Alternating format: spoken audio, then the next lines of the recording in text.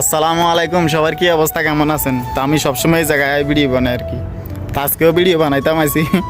আজকে দুই লোকের লাগে পারি না কথা বলছেন নি, তো একতে গেছে আর আরেকতে আইছে, ও তারাই মোবাইল চালানি ধরছে আর পারছি না, এই অবস্থা আর দুটা পাকিস্তানি।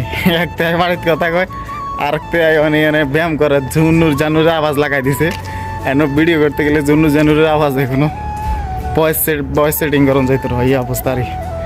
তো আজকে শুক্রবার, এই জন্য একটু ঘোরাঘুরি করতে আসি। আর এই এলাকার তো গাড়ির অভাব নেই, একজনের 5টা 6টা।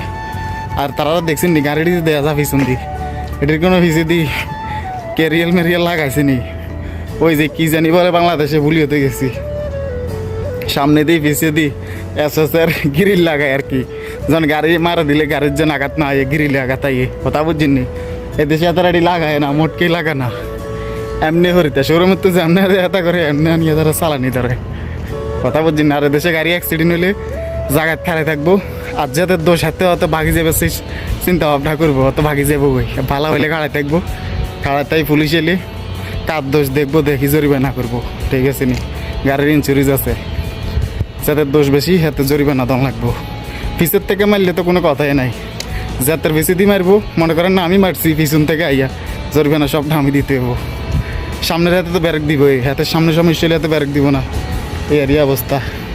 তো ফার্কের মধ্যে আছে লোক বেশি, সেজন্য চলে এসি। তো আর কি, ভালো থাকবেন, সুস্থ থাকবেন। গাড়িগুলো তো দেখতেই আছেন, এক একটা বাড়ির সামনে 5 থেকে 6টা গাড়ি, এক একজনের 5-6টা গাড়ি। তো আল্লাহ হাফেজ।